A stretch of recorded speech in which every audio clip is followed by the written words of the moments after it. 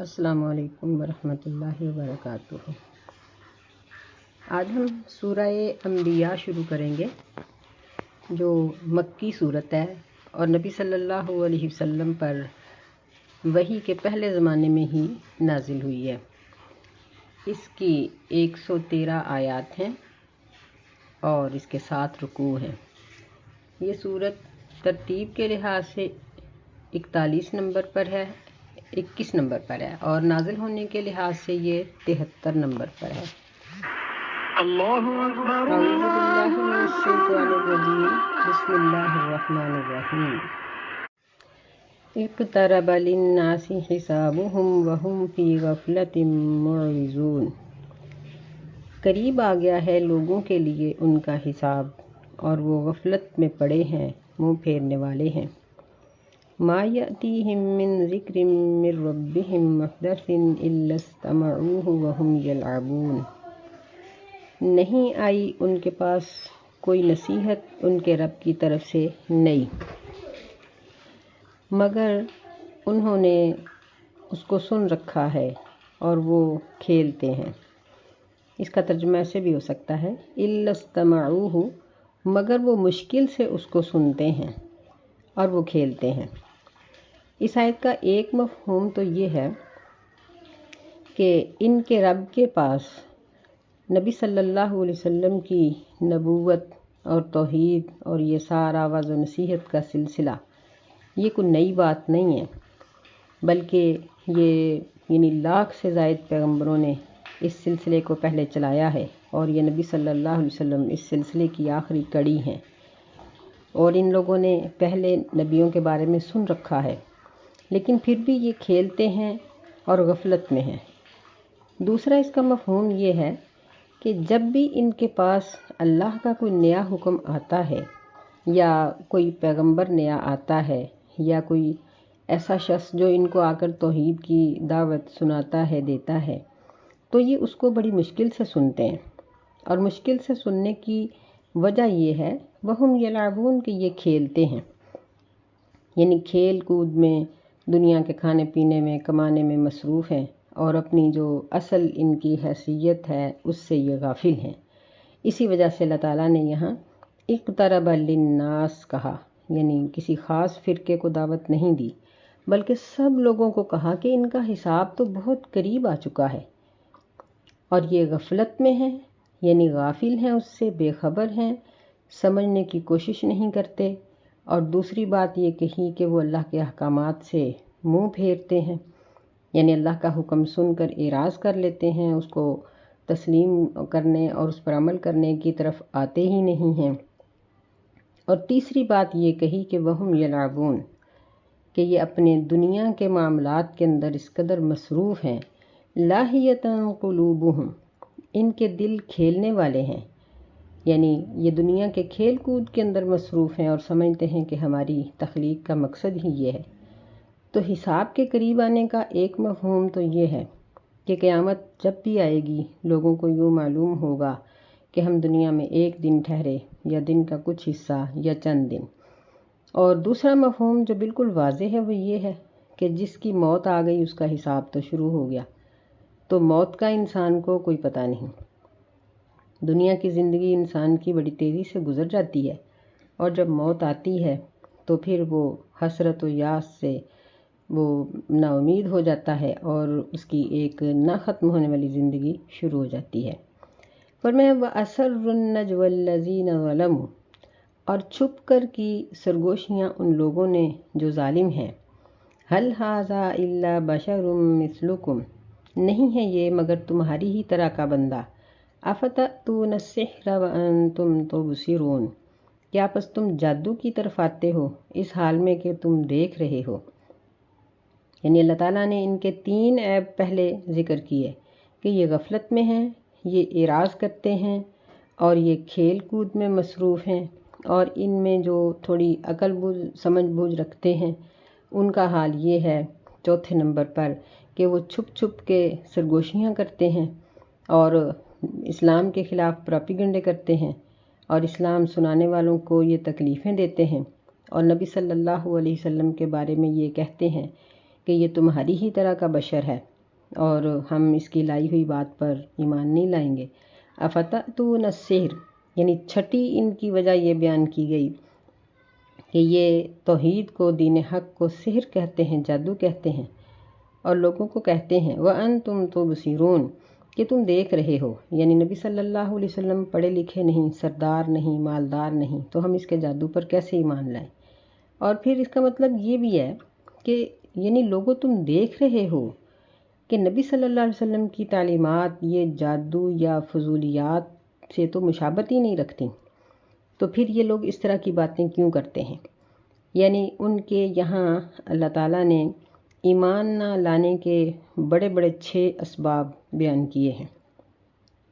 پھر اس کے بعد فرمایا قال ربی یعلم القول فی السماء والارض وہو السمیع العلیم، کہا پیغمبر علیہ السلام نے میرا رب خوب جانتا ہے ہر بات کو، آسمانوں میں اور زمین میں، اور وہ بہت اچھی طرح سننے والا اور جاننے والا ہے۔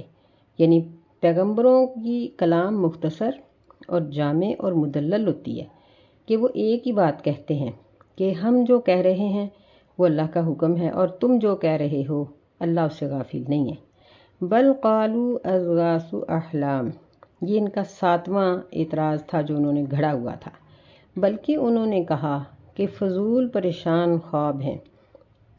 بل افتراہ، 8ویں بات، بلکہ خود بنا لیا ہے اس کو نبی علیہ السلام نے، نعوذ باللہ من ذالک۔ بل ہوا شاعر، یہ 9ویں نمبر پر، بلکہ وہ شاعر ہے۔ فَلْيَأْتِنَا بِآیَةٍ كَمَا أُرْسِلَ الْأَوَّلُونَ، نمبر 10، بس اس کو چاہیے کہ یہ ہمارے پاس کوئی نشانی لے آئے جس طرح کہ پہلے پیغمبر نشانیوں کے ساتھ بھیجے گئے تھے۔ یعنی یہ 10 ان کے اعتراضات اور وجوہات اللہ تعالیٰ نے یہاں بیان کیے ہیں۔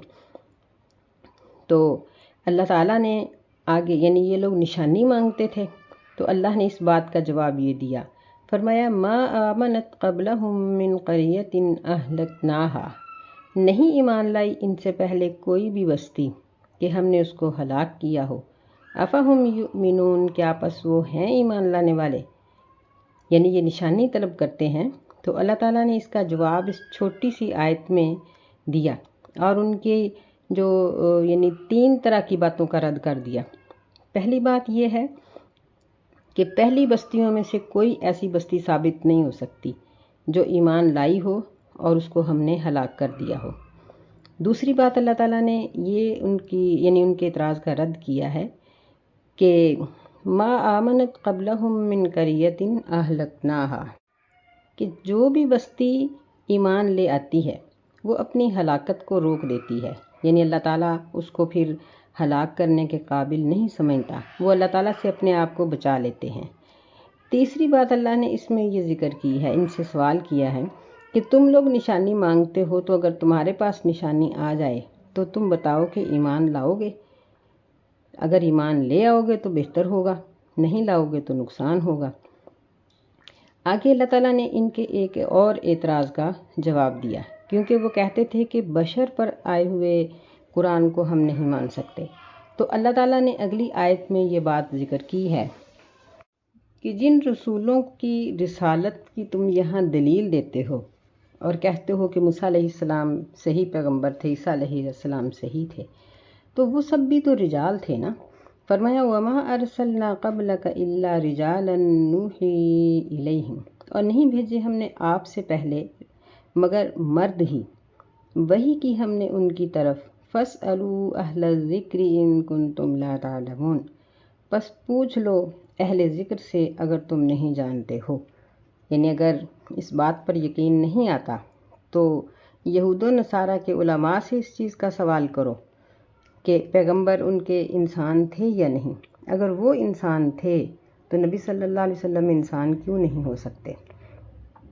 وَمَا جَعَلْنَاهُمْ جَسَدًا لَا يَأْكُلُونَ الطَّعَامَ وَمَا كَانُوا خَالِدِينَ، اور نہیں بنایا ہم نے ان کو جسداً ایسے جسم والے، جسد کا لفظ مردہ جسم پر بولا جاتا ہے، یعنی پیغمبر کوئی ایسے مردہ جسم نہیں تھے کہ وہ کھانا نہ کھاتے ہوں، لا یاکلون الطعام، کہ وہ کھانا نہ کھاتے ہوں، اور نہ ہی وہ ہمیشہ رہنے والے تھے، یعنی وہ کھانا بھی کھاتے تھے، ان کے باقی سارے مسائل بھی تھے، اور وہ دنیا سے رخصت بھی ہو گئے۔ ثم صدقناہم الوعد فانجیناہم، پھر ہم نے ان سے اپنے وعدے کو سچا کیا، بس ہم نے ان کو نجات دے دی۔ وَمَن نَّشَاءُ وَأَهْلَكْنَا الْمُسْرِفِينَ، اور جس کو ہم نے چاہا اور ہم نے ہلاک کر دیا حد سے بڑھنے والوں کو۔ یعنی پیغمبروں نے جب اللہ کا دین سنایا تو پھر ان کے ساتھ اللہ کا وعدہ سچا ہو گیا، ایک تو دنیا پر مدد کا، ایک عذاب سے نجات کا، اور ایک جنت کی صورت میں۔ لیکن جو مسرفین تھے وہ ہلاک ہو گئے، ان کی دنیا بھی برباد ہو گئی اور آخرت بھی۔ لَقَدْ أَنزَلْنَا إِلَيْكُمْ كِتَابًا فِيهِ ذِكْرُكُمْ أَفَلَا تَعْقِلُونَ، البتہ تحقیق ہم نے نازل کی ہے تمہاری طرف کتاب، فیہ ذکرکم، جس میں تمہارے لیے ذکر ہے، نصیحت ہے، کیا پس تم عقل نہیں کرتے ہو؟ فیہ ذکرکم کا ایک مطلب تو یہ ہے کہ تمہارے لیے اس میں نصیحت کی ساری باتیں موجود ہیں، ان کو تسلیم کر لو، یہ تمہارے لیے بہتر ہے۔ اور دوسرا یہاں ذکرکم کا معنی شہرت، ناموری، سرداری، حکومت بھی ہے، کہ جب تم اس کتاب کو نافذ کرو گے اور اس کو سمجھو گے تو دنیا میں تمہاری شہرت ہوگی، یعنی دنیا تم کو اچھا یاد کرے گی، دنیا تمہارے زیر نگین ہو جائے گی، تم دنیا پر حکومت کرو گے، تم سردار بن جاؤ گے۔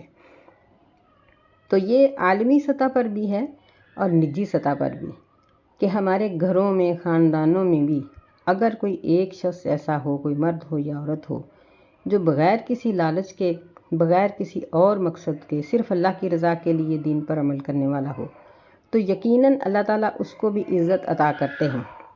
اہل خاندان اس کی عزت کرتے ہیں، اس کی بات کو مانتے ہیں، اس کو ادب اور احترام کی نگاہ سے دیکھتے ہیں۔ یعنی عزت حاصل کرنے کے لیے یہ بہترین نسخہ ہے کہ اللہ کو راضی کر لو، اللہ راضی ہو جائے تو سب کچھ، اور اللہ کو راضی کرنے کے لیے اس کی کتاب پڑھنی پڑے گی، دیکھنا پڑے گا کہ اس نے ہمیں کیا کہا ہے، اس کے رسول نے ہمیں کیا کہا ہے، حدیث سے قرآن کی تفسیر دیکھنی پڑے گی، تو انشاءاللہ اللہ عزت ضرور عطا کرے گا۔ وَكَمْ قَصَمْنَا مِنْ قَرْيَةٍ كَانَتْ ظَالِمَةً وَأَنشَأْنَا بَعْدَهَا قَوْمًا آخَرِينَ، اور کتنی اکھیڑ دی ہم نے بستیاں۔ قسمنا کا معنی ہوتا ہے سختی سے اکھیڑ ڈالنا، جڑ کاٹ دینا، اور کتنی اکھیڑ دی ہم نے بستیاں جو ظلم کرنے والی تھیں، اور ہم نے پیدا کی ان کے بعد دوسری قومیں۔ یعنی اللہ تعالیٰ کو اس بات میں کوئی نقصان نہیں کہ وہ ایک قوم کو ہلاک کر کے دوسرے لوگوں کو پیدا کر دے، اس کا کوئی مالی یا اس کے وقت کا یا کسی چیز کا کوئی نقصان نہیں۔ فَلَمَّا أَحَسُّوا بَأْسَنَا إِذَا هُمْ مِنْهَا يَرْكُضُونَ، پس جب انہوں نے محسوس کیا ہمارا عذاب تو اس وقت وہ اس سے دوڑتے تھے۔ لَا تَرْكُضُوا، نہ دوڑو تم، وَارْجِعُوا إِلَىٰ مَا أُتْرِفْتُمْ فِيهِ، اور لوٹ آؤ اس چیز کی طرف جو تم اس میں مال دیے گئے تھے، وَمَسَاكِنِكُمْ، اور اپنے گھروں کی طرف، لَعَلَّكُمْ تُسْأَلُونَ، تاکہ تم سے سوال کیا جائے۔ یعنی جب بھی کسی بستی پر، کسی قوم پر، کسی شخص پر عذاب آیا ہے تو وہ اس عذاب سے بھاگ نہیں سکا، ایسا نہیں ہو سکا کہ کوئی ایک بھی فرد وہاں سے بھاگ کر چلا جائے جس کو اللہ عذاب دینا چاہتے تھے لیکن اس کے بھاگ جانے کی وجہ سے وہ بچ گیا، نہیں، ایسا نہیں ہو سکتا۔ قالوا یا ویلنا انا کنا ظالمین، انہوں نے کہا، یعنی ہلاک ہونے والوں نے، کہ اے افسوس ہم پر، بے شک ہم ہی تھے ظالم۔ فما زالت تلک دعواہم، پس ہمیشہ ان کی یہی پکار رہی، حتی جعلناہم حصیدا خامدین، یہاں تک کہ ہم نے ان کو کر دیا کٹے ہوئے، بجھے ہوئے۔ یعنی جب موت کے فرشتوں کو دیکھا تو ان کو یقین ہو گیا کہ ہم ہی ظالم تھے، ہمارا ہی قصور ہے، ہم غلط تھے، اور پھر وہ اپنی غلطی پر معذرت کرتے ہی رہے۔ لیکن نبی صلی اللہ علیہ وسلم کا فرمان ہے کہ حالت نزع میں کی گئی توبہ ناقابل قبول ہے، اللہ تعالیٰ اس کو قبول نہیں کرتے۔ تو وہ یعنی پکارتے پکارتے وہ ہلاک کر دیے گئے اور ریزہ ریزہ کر دیے گئے کہ وہ کٹے ہوئے اور بجھے ہوئے ہو گئے۔ استغفر اللہ۔ وما خلقنا السماء والارض وما بینہما لاعبین، اور ہم نے نہیں پیدا کیا آسمانوں کو اور زمین کو اور جو کچھ ان دونوں کے درمیان ہے کھیلنے کے لیے۔ لو اردنا ان نتخذ لہوا لاتخذناہ من لدنا، اگر ہم ارادہ کرتے کہ ہم ان کو بنا دیتے کھیل تو ہم ضرور اس کو بنا دیتے من لدنا اپنی طرف سے، ان کننا فاعلین، اگر ہم ایسا کرنے والے ہوتے، یعنی اگر ہم نے زمین و آسمان کو بے مقصد کھیل تماشے کے لیے بنانا ہوتا تو ہم اسی کو یا کسی اور چیز کو بہت اچھی طرح سے بنا سکتے تھے، لیکن ہمارا ارادہ یہ نہیں تھا۔ اللہ تعالیٰ نے ارض و سماوات کو اور اس کی مخلوقات کو جو پیدا کیا ہے اس کا ایک خاص مقصد رکھا ہے، اور وہ مقصد اللہ تعالیٰ نے سورہ بقرہ میں بیان کیا کہ اے لوگو، ہم نے تمہیں اپنی عبادت کے لیے پیدا کیا ہے۔ ایک اور جگہ پر فرمایا کہ ہم نے تمہیں دنیا کمانے کے لیے پیدا نہیں کیا، نہ ہم تم سے دنیا کی کمائی کا پوچھیں گے، بلکہ اللہ کی عبادت انسان کی تخلیق کا مقصود ہے، اور یہی حل ہونا چاہیے۔ بل نقذف بالحق علی الباطل فیدمغه فاذا هو زاہق، بلکہ ہم پھینک دیتے ہیں یا یعنی سختی سے ڈال دیتے ہیں حق کو باطل پر، فیدمغه، پس وہ اس کے دماغ کو پھوڑ دیتا ہے، پس اس وقت باطل چلا جانے والا ہوتا ہے۔ وَلَكُمُ الْوَيْلُ مِمَّا تَصِفُونَ، اور تمہارے لیے ہلاکت ہے اس چیز سے جو تم بیان کرتے ہو۔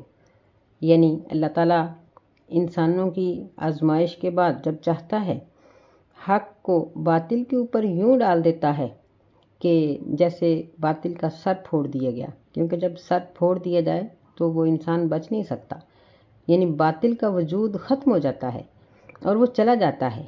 وَلَكُمُ الْوَيْلُ، لیکن جن لوگوں نے اللہ تعالیٰ کی بات نہیں کی، جنہوں نے دین کا ساتھ نہیں دیا ہوتا، ان کے لیے ہلاکت ہے، اور جو وہ شرکیہ باتیں اور اللہ تعالیٰ کی خلاف ورزی کے اندر گفتگو کرتے ہیں، یہ سب ان کے لیے ہلاکت کا باعث ہے۔ وَلَهُ مَن فِي السَّمَاوَاتِ وَالْأَرْضِ، اور اللہ ہی کے لیے ہیں جو آسمانوں میں ہیں اور زمین میں ہیں۔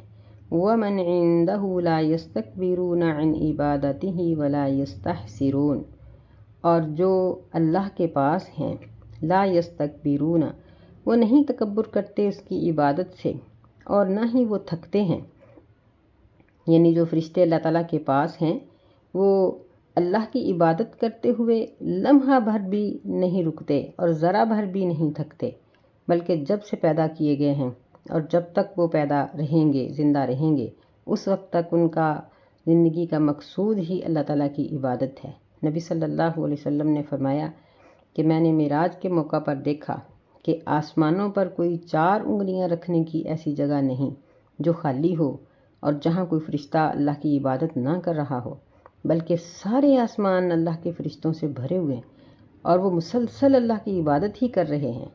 یسبحون اللیل والنہار لا یفترون، وہ تسبیح بیان کرتے ہیں اللہ تعالیٰ کی رات اور دن اور وہ رکتے نہیں ہیں، یعنی ان میں رکاوٹ کوئی نہیں، وہ چھوڑتے نہیں ہیں، وقفہ نہیں کرتے، بلا وقفہ اللہ کی عبادت کرتے ہیں۔ اس کا ایک مطلب یہ بھی ہے کہ انسان کی عبادت اللہ تعالیٰ کے اللہ کی بادشاہی میں کوئی اضافہ نہیں کرتی۔ اللہ تعالیٰ کے فرشتے بہت ہیں اور اللہ کی انسان جو عبادت کرتا ہے اس کا اللہ پر کوئی احسان نہیں ہے، کیونکہ اس کی عبادت کرنے والے بہت ہیں۔ انسان اگر اللہ کی عبادت کرتا ہے یا اس کی بات کو مانتا ہے تو یہ اپنے آپ کو ہی جہنم سے آزاد کرواتا ہے۔ ام اتخذوا آلہۃ من الارض ہم ینشرون، کیا انہوں نے بنا لیے ہیں معبود زمین میں کہ وہ پیدا کر سکتے ہیں؟ ینشرون میں 2 معنی پائے جاتے ہیں، ایک یہ کہ کیا وہ مردوں کو زندہ کر سکتے ہیں، اور ایک یہ کہ کیا وہ پہلی مرتبہ پیدا کر سکتے ہیں، یعنی دونوں صفتیں صرف اللہ ہی کی ہیں کہ وہ انسان کو پہلی بار بھی پیدا کرتا ہے اور مرنے کے بعد بھی زندہ کرتا ہے۔ اللہ تعالیٰ نے دنیا میں بے شمار مرتبہ مردوں کو زندہ کر کے بھی دکھایا۔ لو کان فیہما آلہۃ الا اللہ لفسدتا، اگر ہوتا زمین و آسمان میں، فیہما ان دونوں میں، یعنی زمین اور آسمان میں کوئی معبود اللہ کے سوا، لفسدتا تو دونوں میں فساد ہو جاتا، یعنی دونوں میں بگاڑ پیدا آ جاتا، دونوں آپس میں لڑ پڑتے۔ فسبحان اللہ رب العرش عما یصفون، پس اللہ پاک ہے، وہ رب ہے عرش کا ہر اس چیز سے پاک ہے جو وہ بیان کرتے ہیں۔ یعنی آج تک دنیا نے کبھی آسمانوں پر ایسی جنگ نہیں دیکھی جس کے بارے میں کہا ہو کہ یہ بعض معبود آپس میں لڑ رہے ہیں۔ تو اس کا مطلب یہ ہے کہ اللہ معبود برحق اور معبود واحد ہے۔ لا یسأل عما یفعل وہم یسألون، نہیں سوال کیا جاتا اس چیز کے بارے میں جو وہ کرتا ہے، یعنی اللہ کرتا ہے، اور ان لوگوں سے سوال کیا جائے گا۔